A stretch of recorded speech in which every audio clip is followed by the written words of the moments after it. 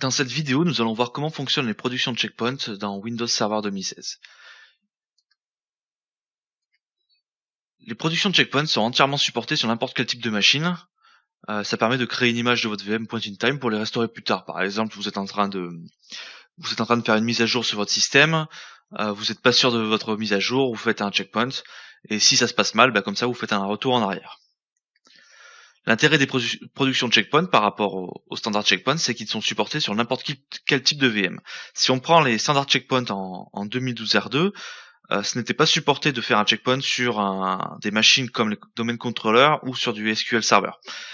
Tout ça parce qu'en fait, le standard checkpoint se basait sur les safe states qui n'étaient pas supportés sur du SQL ou sur du domain controller. Avec les productions de checkpoints, le checkpoint est basé sur du VSS, qui est une technologie de backup, même si les checkpoints ne sont pas un backup. Donc le checkpoint va se baser plutôt sur du volume snapshot service. Donc c'est ce qui est utilisé dans les machines Windows pour effectuer des backups. L'intérêt du production de checkpoint, c'est que c'est le même fonctionnement que le standard checkpoint. Vous faites clic droit sur la VM, vous faites prendre un checkpoint et vous avez fait votre image de votre VM. Ça fonctionne aussi sur les Linux, mais à la place de se baser sur du VSS, on va plutôt se baser sur le buffer de la machine Linux. Donc les productions de checkpoint sont bien supportées sur des machines Linux. Par défaut, sur 2016, les productions de checkpoint sont utilisées. Donc la configuration que vous voyez sur la droite dans la capture, c'est la configuration par défaut lorsque vous créez une VM sur Windows Server 2016. Nous allons voir maintenant les productions de checkpoint en démo sur le lab. Pour cette démonstration, je vais me baser encore sur mon cluster 2 nœuds Hyper-V, où j'ai plusieurs machines virtuelles. Si je prends le cas de cette machine SQL, on va voir que la configuration par défaut est bien placée sur production de checkpoint. Si vous souhaitez basculer sur du standard checkpoint, vous pouvez cliquer ici et vous baserez de nouveau sur le safe state à la place du VSS.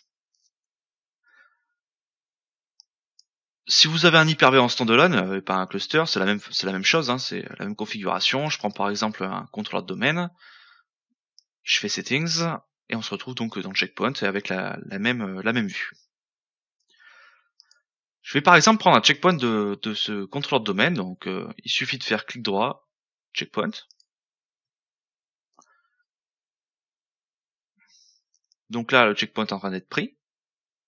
Voilà. Et si je vais voir dans le répertoire de la machine virtuelle, donc celle-ci elle est stockée en local sur la machine et non dans le cluster. Trompé de serveur.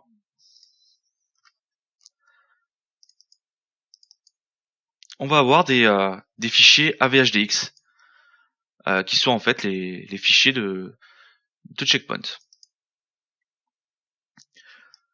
Nous verrons plus tard à quoi correspondent ces nouveaux fichiers dans les machines virtuelles. Donc on peut voir que si je retourne dans ma console, qui est ici, on voit maintenant qu'il y a un checkpoint qui a été pris.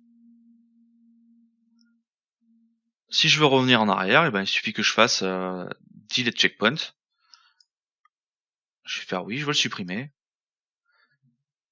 Et c'est en train de fusionner le checkpoint avec la machine virtuelle. Donc vous voyez, c'est vraiment le même fonctionnement qu'avec les standard checkpoints, ça ne change pas l'interface graphique. Par contre, maintenant, les checkpoints sont supportés sur n'importe quel type de workload dans la machine virtuelle.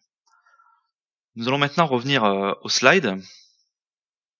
Nous allons maintenant voir la prochaine nouveauté d'Hyper-V qui sont les VHD7, qui sont en fait une amélioration des disques virtuels partagés que nous connaissions sur 2012 R2. Donc je vous remercie d'avoir suivi cette vidéo et je vous dis à bientôt dans les suivantes.